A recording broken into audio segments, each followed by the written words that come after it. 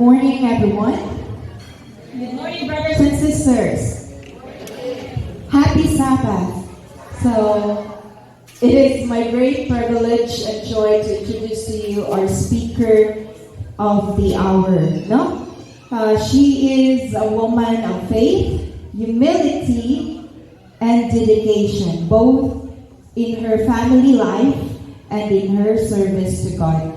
She is the youngest among the 6 siblings born to Igmedio and Carmen Cabriana, and the sister of our elder here, one of our elders here in Tabanag Church, Elder Charlie Cabriana. Surely, she comes from a family rooted in strong Christian values. She's also a loving and nurturing mother with her husband, an elder of Lagtang SA Church, Elder Wagde Cabuenas, to 18. Disiyokso kabuok mga kaigsunan ng mga pag-umangko niya, reflecting her caring and generous heart. So, academically, mga kaigsunan, she is truly outstanding. She is alumna of AAC, and she earned her degree in Bachelor of Science in Biology, graduated cum laude. She is also a licensed professional teacher and has continued pursuing excellence in education by completing her Master of Arts in Teaching. So, not only stopping there, she further achieved her Doctor of Education, major in Educational Leadership and Management at the University of the Visayas. A testament to her passion for learning and leadership. So, in her spiritual journey, mga kaigsunan, she has been a faithful and active member of the Lagtang SDA Church for 35 years, serving the Lord with commitment and love. Brothers and sisters, As we prepare our hearts to receive God's message today, let us warmly welcome our speaker, Dr. Ana Lu Cabriana Cabuenas.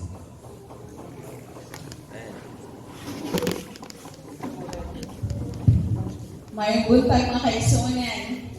Happy Sabbath! I actually told, informed or requested Kuya Bagi Ibanga, there's no need for an introduction. Kay, ano naman ko nagbalik kayo sa pabuno, no? And this is, both lang disclaimer ba, we consider this as our kanang second to our mother church. But then he insisted na kailangan yun, kailangan daw ko magbisita.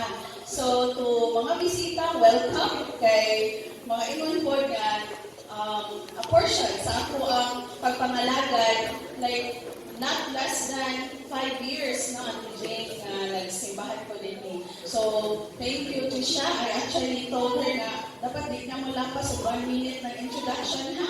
Okay, that's not, it will take so much of the time. So, mga kaigsunan, I have, before we jump into the message for this morning, I have 3 things na pasalamatan. First, kani si Kuya Jeffred, malibog po sa ilahangan. Ma-Jared ako, ma-Jeffrey, but it's a combination of Jared noon. So, Kuya Bagi, I used to call him Kuya Bagi Bernola for inviting me here, karon sa akong divine appointment. Of course, sa tapo ng church, kay really good ko mailangan, no? But very rare kayo ko mo speak of divine here because I always believe na ang gusto nila lalaki na good na, no? Lalaki na good na is the head of the family, that's what I always believe yun, mga kaigsunan. So, it took so long to overcome ka na siya, pangmana-kana. And I would also like to thank the minstrels, no? For our family, for the beautiful song, despite of the busy schedule, bisan walay practice, na-deliver ang song na You Are. And that is really a beautiful song. Mo-agree ba man ako mga kaigsunan? Agree nila kung makahilak ni, hindi makakontinue. Because the song reminded us, no, very important thing, who Jesus is in our lives. Kinsa din sa Ginoong Hesus ako ang patag-usan ng kinabuhi. I leave that to you to answer, who is Jesus in your life? Kinsa siya mga kaigsunan? So in the middle of a chaotic world, dapat kagubot. Dili lang sa Pilipinas, world, the entire world. With all the struggles, tanan ako mga pagsulay, mga pag-antos, pressures, worries, mga kaigsunan, atong yatubang. The message of the song reminds us that the Lord is our peace. Siya ang ato ang kalinaw. The Lord is our strength. Siya ang ato ang kusog. The Lord is our comfort, our helper, and the Lord is enough for us. So enough na yun ang Ginoo para nato mga kaigsunan. O sa tulo na kong pasalamatan, the most important thing is our Lord God Almighty.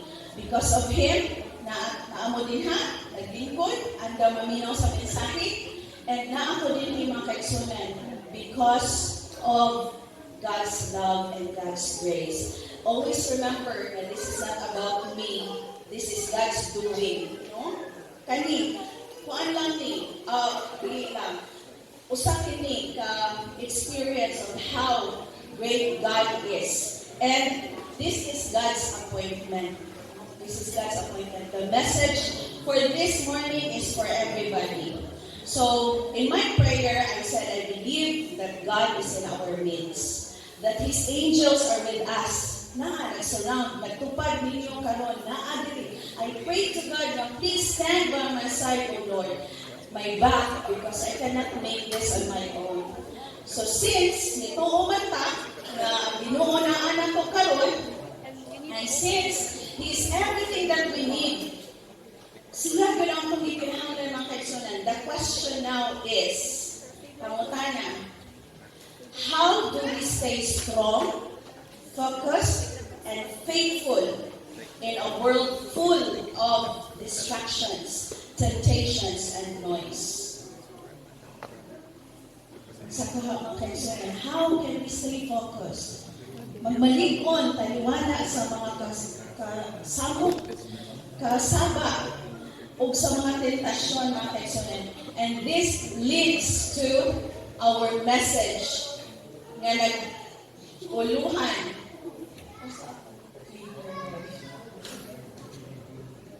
Okay, thank you, Mayor Franklin. Guard your, wala pa na siya sunod, mind. Okay? Bantayin ang imuhang huna-huna. O ang atong versikulo mga kaigsunan makita sa Romans 8:6 na dibasa in a different version ni Pastor. Wala ko nakita si Pastor ganina kay Pastor, ikaw lang din ni Pastor.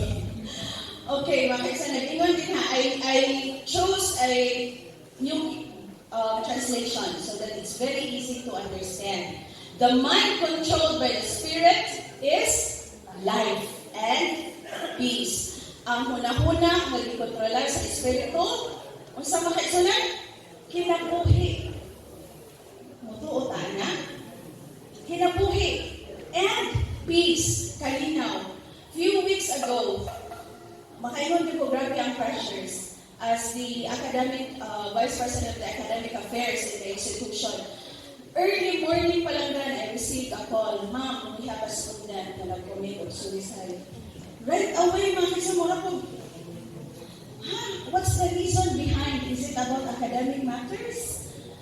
So, really, ang crisis management team went to the family and we found out it's family matters. There's a death note, left behind by the student. Sayang mga kaigsunan, about to graduate.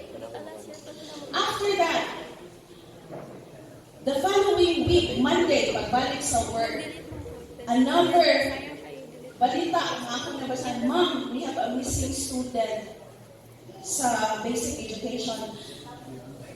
I know I am not the principal, but it's part of my scope. So I told them at a meeting, nasuko ko mga kaigsunan tungkol kay, when did you receive the message na nawala ang estudyante? Ma'am, last night pa lang, why you didn't inform me so that we can call a meeting right away? We need to investigate kung sa so and so forth. But I pray the Lord, hopefully, ang bata is safe lang. Buhi lang yun ang bata. Wala man lang nabot ang mga pila ka oras na kaigsunan I then receive a message na, Ma'am, nakita ng bata. Dili ko matuo, send me a photo nga ang bata okay ra. So when I saw it, okay, thank you, Lord. Safe ra good. Wala na ko kapahuway ko sa oras mga kaigsunan. I received another message, Ma'am, na naghikog ng estudyante. Ha? Kinsa man, taga-asa man. What's the reason behind? Family. The bata is very performing. About second year college mga kaigsunan maritime education. And unfortunately, from Talisay, nagbigti siya, nakita na siya at 6 o'clock na wala na kinabuhi. Reason behind? Dili disclosed, but we found out it's family. So imagine, the mind controlled by the Spirit is life and peace. So mga kaigsunan, we don't know what's going on in your mind right now. Sa inyong nakupad din ha, what was decided kung unsa. Let's proceed to the next slide. Now, remember, David's life during his weakest days. Nindot kayo sa David, mga kaigsunan. Ano naman? He fought. He defeated the giant. He became victorious battle after battle. Diba?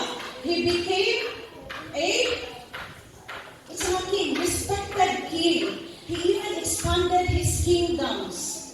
Nag-expand siya, mga kaigsunan. Apan, what makes it difficult ni David at that time? Everything looked victory. Kadaugan na ni David, because sa pagbata, nahamtong siya.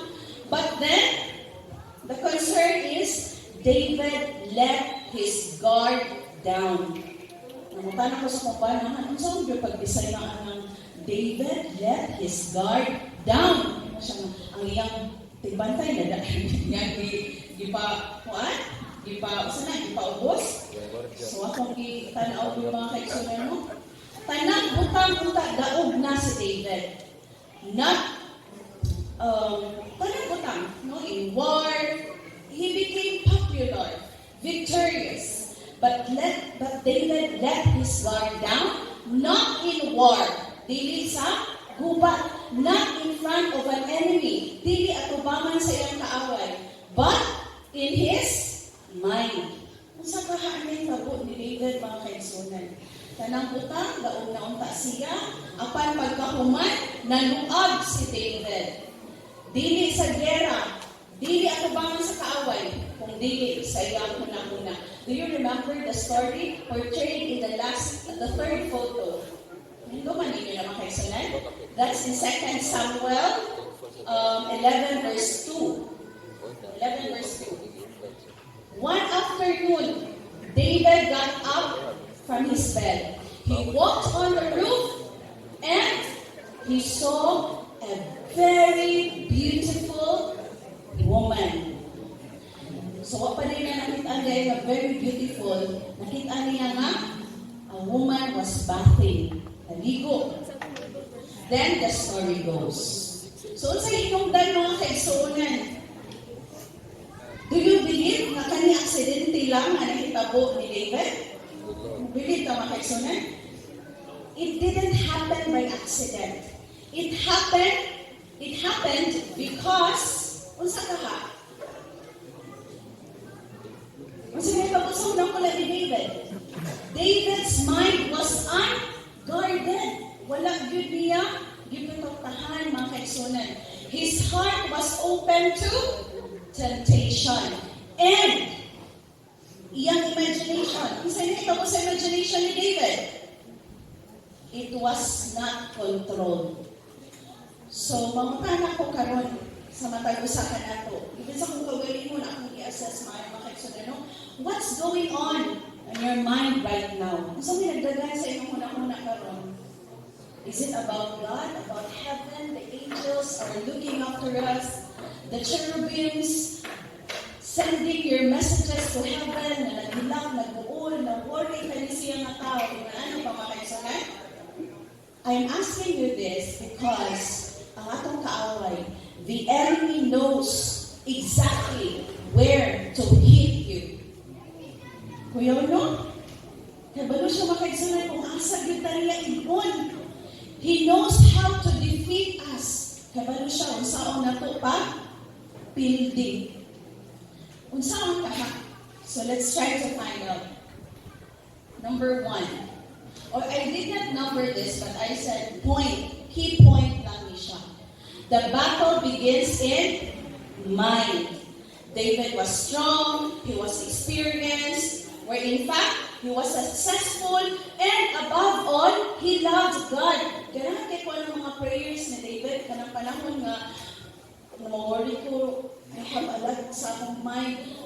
Either Psalms, Proverbs, mao yun na ako ang basahon mga kaigsunan. Pero, bisan pa man ni atong tanan, no, successful si David, hindot, higugman niya ang Ginoo. Even with all of that, na naang ni David, unsay nahitabo, he didn't guard his mind. That's the problem, no? That's the challenge. Wala niya bantay iyang una-una. O usay mga kaigsunan, we're just like David. Parehas taana. Every moment, we're busy, we're serving, look okay. Kaya nindot ato ang postura. Okay, kaya ta, kahiyong ta, nindot kaayo, we look okay. But it only takes what? One small thought. Gamay lang yun, may imong nasa kumuna na. One small imagination. Gamay ni mong lain ang gidadanan sa imong una-una. One small. Kanang it's nothing. Wala na. A moment na atong i-entertain. Mahimog yun na siya mga kaigsunan o big trouble. Padung yun na siya sa dako doon kayo ng trouble. That is why, nag-remind na ito ang Biblia, nag-ingon mga kaigsunan, what you think is what you become. But there's another version of that, no? But I use the easy to understand. That's in Proverbs 23, verse 7. What you think is what you become. Kung magkunahon ka, dili ko kamao, anak. Dili, dyan ka kamao. Maginoon na, dili ko ganahan ng tawhana. Dili ka maganahan, anak. Kaya no, that's what you think of the person. Maglagot yun ka na. Maglagot yun ka. Why? Because that's how you frame your mind. And that's what Proverbs 23, verse 7 reminds us, yun, anak, mga kagsunan, na what you think is what you become. Napag-remind na don't look to the left or to the right. Stay away from evil. Ano kasi gitanaw, anak? Kaya mo ato ka, mapalitan dito sa nakatuna ko mga kagsunan na kung akong tuyo dito sa grocery Stanley, dikid ko maghapit-hapit. Nga naman, mag-ampo pa ko ginoo, may tag ako mapalit, na siya gamit, importante ni, bibili siya. Kaya nga naman, the enemy is observing you. The enemy knows, ganahan ni siya ng mga bags. So, ayaw kag-adto sa mga bags, kaya makautang-utang, di oras, no? Mas stress, ta. Kaya na kamantay credit card. Sa ganyan kay tag shoes, ganyan pa rin nga shoes, kaya wak pa rin ang color na shoes. O, di ba? Ganyan pa rin nga dress, kaya wak pa rin color nga dress, no? So, a simple thing of thinking. And another real-life example, mga kaisonan, when you don't like people, kadungong po sa workplace, ma'am, di ko ganahan, gain lang ko ganang paperworks, ma'am, ayaw lang yun ko, anak, ikuyog anak niya tawhana. Kaya di yun ko, ganahan na niya, ma'am, niya may kayo mo elaborate, nga naman, unsa man, basta, di ko. Wapag ka kasugod sa trabaho ni mo, nag-entertain ka na, di ko ganahan, maabuto dito. O, the more na, malili ka, ganahan. So, a lot of dramas. Nagiging drama sa workplace, even sa atong own house. No? Nabay drama sa iyong own house? Mga bata naman, magunaw na kanagin si mama, anak, ikaw, wapag ikabandong ang mama, unsa na? Anak ka, kaya gunaw na naman, ang imuhang anak na imong anak ka. So, as vice versa, kita po, mga ginikanan, yun na, tapulan yun na siya. The more yun na, ngayong pananaw niya, tapulan yun na siya. So, ang tambal, tapulan, siguro, maayo, kay tapulan man, no? So, before tama kaisonan mo, sulti sa mga pulong, before nato na siya buhaton, let's evaluate. Makatatong ba kayo sa una-una, the way I look at the person. So, daghan pag mga experiences, mga kaisonan, no, nga a thought will become an imagination. Ang imong imagination, mahimong desire, at ang imong desire, mahimong action. Nindot unta kung we are thinking on the positive note. Makita na ko ang positive sa tao. Ako, mananigid ko mga kaigsunan, barangay ko kinainga nga. Akong secretary, I trained her na pag na mo submit nila documents, maguna-muna ka daan na sayop na, sayop anak. Kaya kung maguna-muna ka nga, sakto na ni, daghan ko ng sayop, no? But nailain na paagi nga magamit na to ng pagka-critical minded person when we use it in a critical decision. So, ako muna-munahon, kani, that's in the workplace. But in dealing with our friends, in dealing with our brothers and sisters, our parents, our kids, our nieces and nephews, we should think on the positive note. Ngano ingon ani ka ni siya?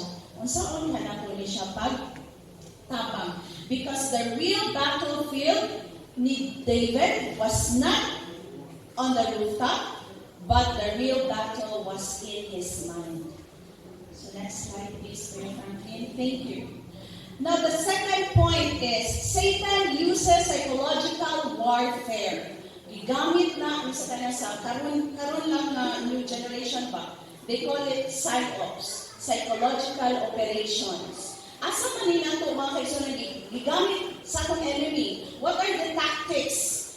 He uses, can you read? Social media. Okay. Social media. Tinood mga kaisunod? Gigamit ba na ito? Kasi makita na sa social media. a lot, dili lang, biblical thoughts. TikTok, may kinsa may wala TikTok din eh. Wala, okay, congratulations. Ako sa, isa ko gala ng TikTok na naman. Makita ang gala kinsay kamao o kinsay di. No, compare pa ka. So, mag-TikTok ko kanang, kung ano ba, kanang one of a kind na talent, no? Pero I never entertained that. Music, what kind of music? Nagamito ni Satanas. Okay, so you know, no? And there was a question before sa nasabat ka ng music, no? Sa Lawis Church ba? What really the type of music? Is it about the genre? Or is it about the lyrics of the song? So, you know very well, mga batang kung saan dapat na music na maka-uplift sa inyong spiritual nga bahin. Our memories, bikin sa may nag-retain o bad memories there sa katao. Congratulations, wag yun sa ato mga memories na i-keep mga nindot, no? Nindot na memories. How about our feelings? Kisa may nag-keep diri o batik na feelings. Praise God, kay wag yun. Siya, no? 35 years na tanangalagay, wag kita nakaton, no? Sige, balik-balik din simbahan on how to grow with Jesus. So, mga kaisunan, Paul said, whatever works, kung unsa gani mga kaisunan, there is a war inside our mind. Ato bilang hunahunahon, inside us, there is a daily battle. Naabitay struggle, flesh versus spirit, old habits versus new identity, sin versus grace. Allow me mga kaisunan to share lang yun. Kani just an example ba? Na a very recent incident sa amo ang panimalay nga makaino ko importante yun to guard our hearts. One Friday afternoon, while nag-work ko around 3 p.m., I received an unexpected call sa akong pagmangkol na si Ella. I know nga, makuyungan ko yung isip ko kung naitawag ba. Kaya normally, mag-message man ang auntie ka na i-call. So, wala ka na i-call. So, pagtanaw pa lang ako sa read sa messenger, maraglating na ang akong pamati, mga exotic. So, maniso, akong itubag. Pagtubag niya, her voice was calm. Kalma kayo. But her words shook me. Kuyawan ko mga exotic na naman. Ano siya, auntie, kung saan ako ni si Lula, natagap siya, nadagahan kayo dugo sa iyang ulo. Dili man umuno ang dugo, auntie. Bisa butangan ako diaper, bisa butangan ako. So ako mga eksunan, dagdagan sa ulo na nga, ha? Tessa, kung sa madagdagan, isandan ko niya photo sa messenger.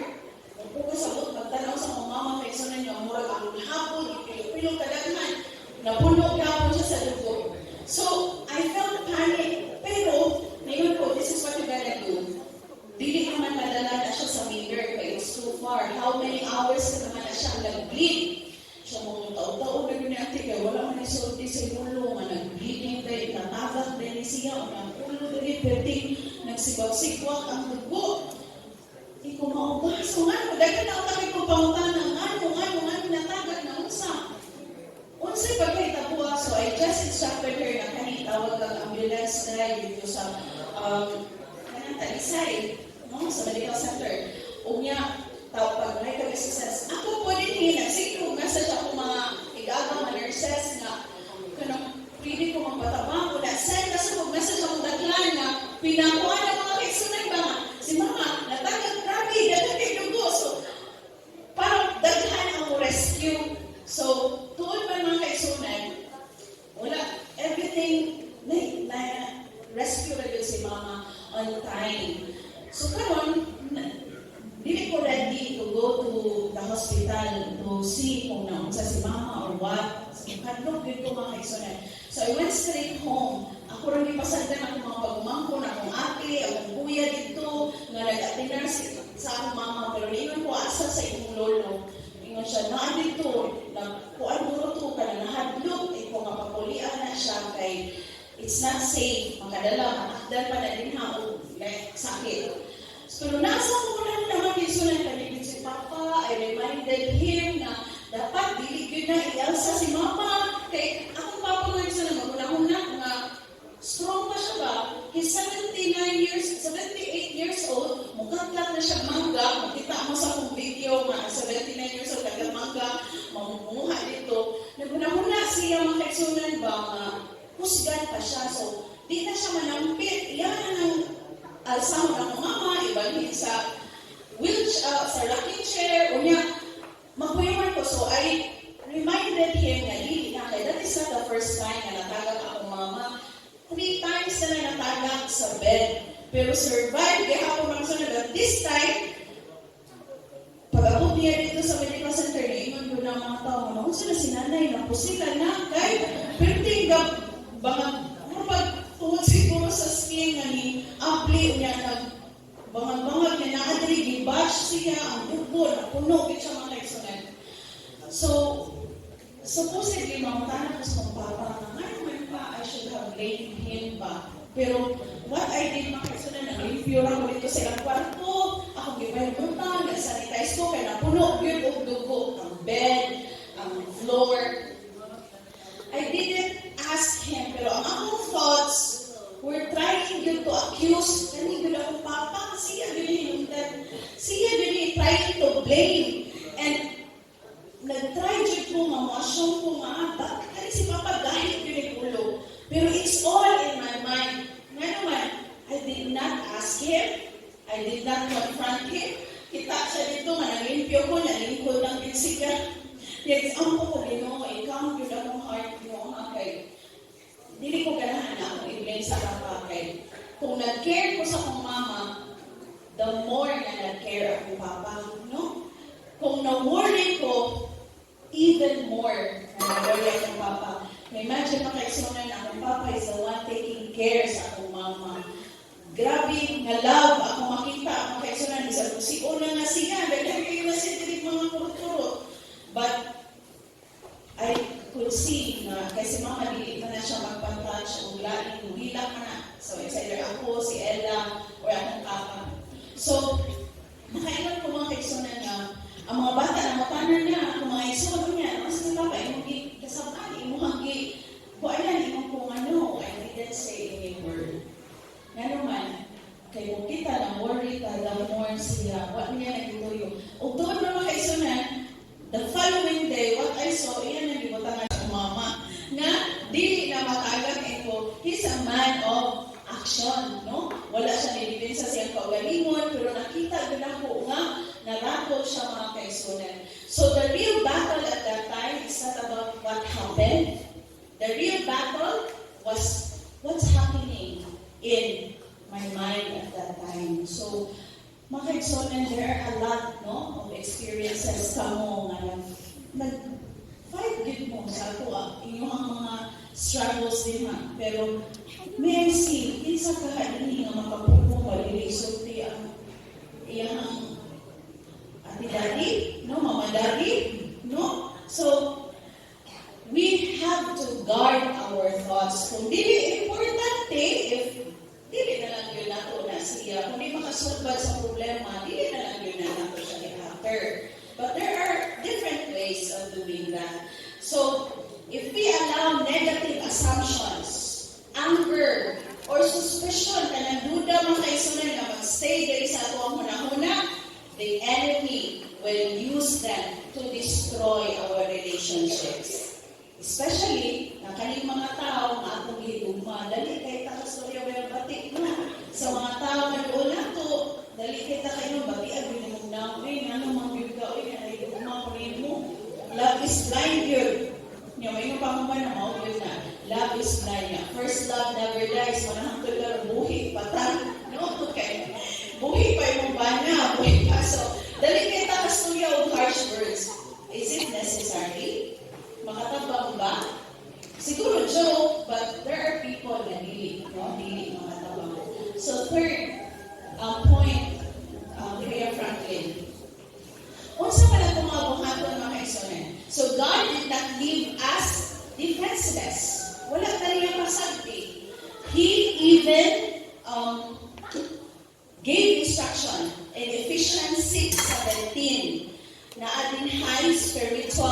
weapons. And these are not new to us. Dili lang ni bago mga kaigsunan. He gave us spiritual weapons to protect our minds and help us to win every battle inside. So what are these? The helmet of salvation. Not a literal helmet, pero kung sa may makaprotect na ito mga kaigsunan, ang ako muna, we need to remind ourselves na I am saved. I am favored by God. I am forgiven. And I belong to Jesus. So kung ingon ana ang ako muna mga kaigsunan, na Jesus is in you, Christ is in you, nag-depend ba ta kinaiya ni Ginoong Hesukristo.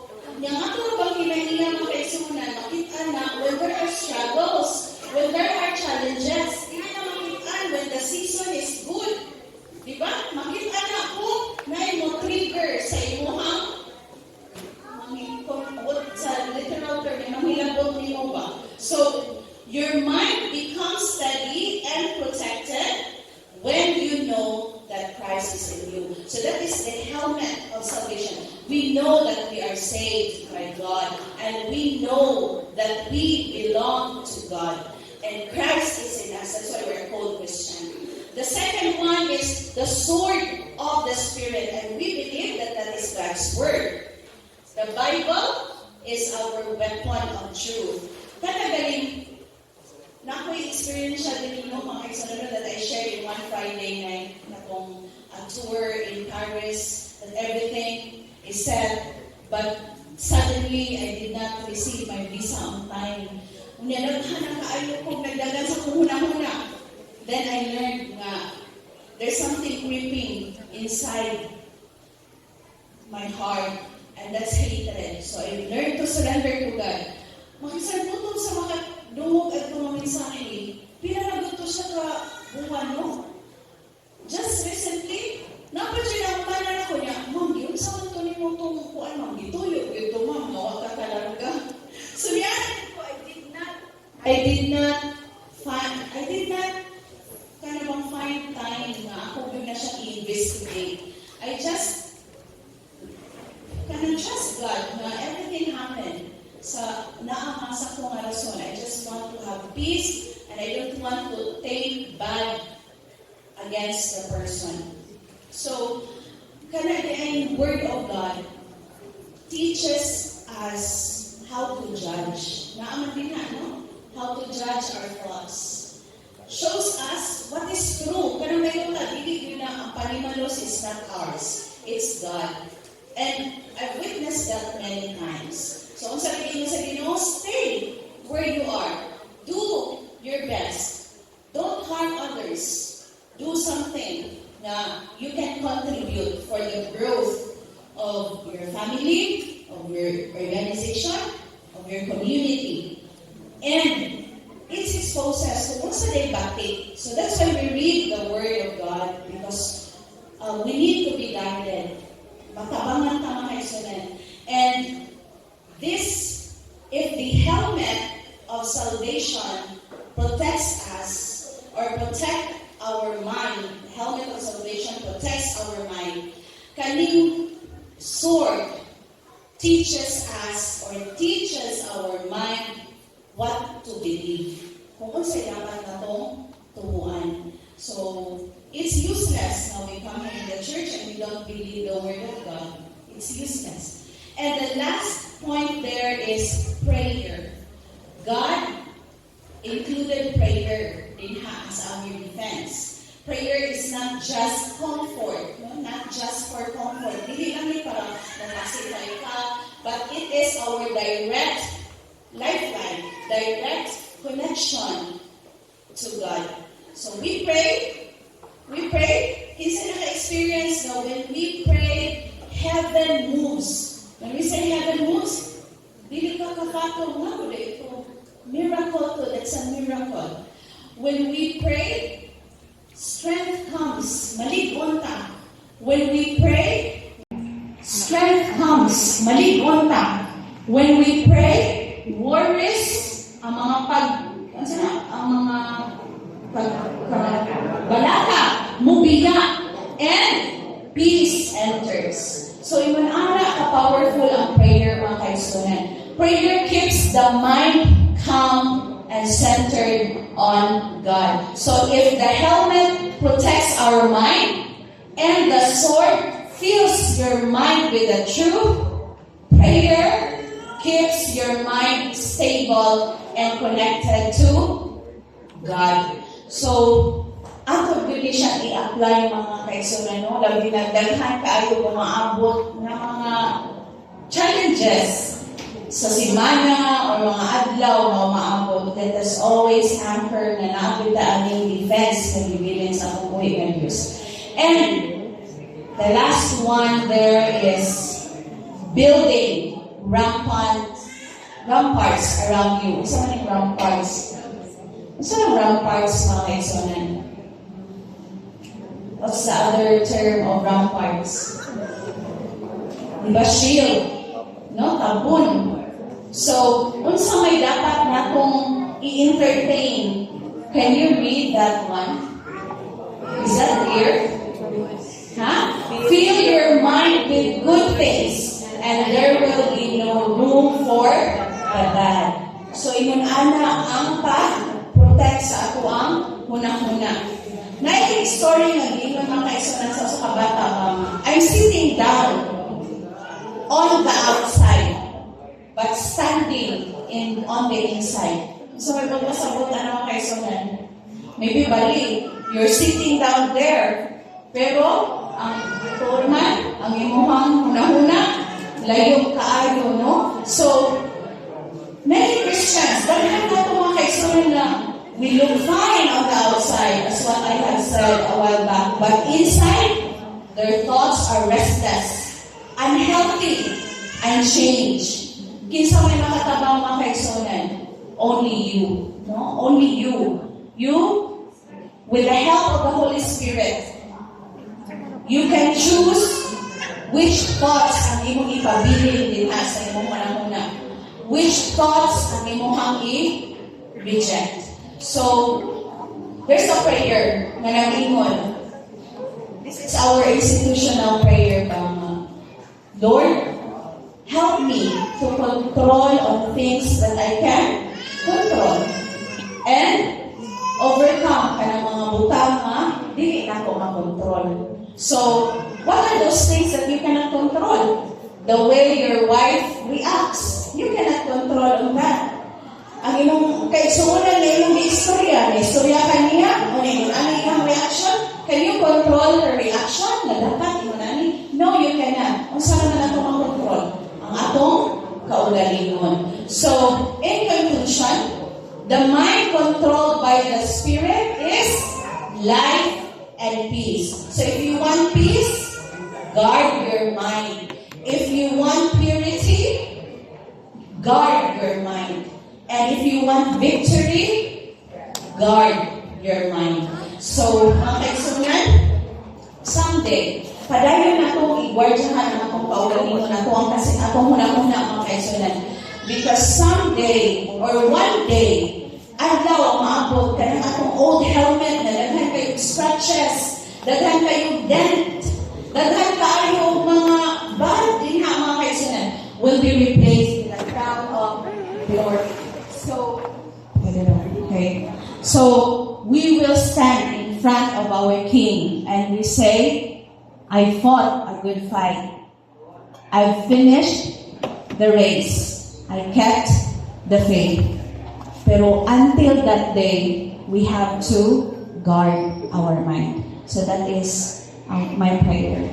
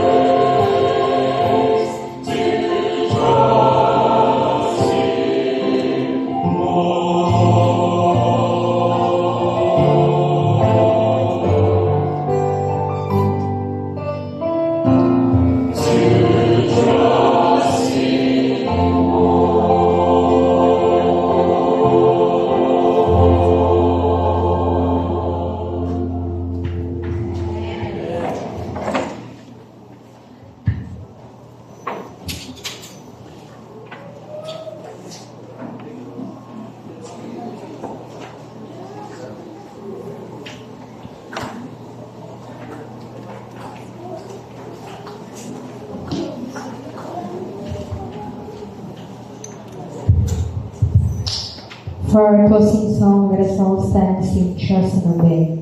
Hymn number 402.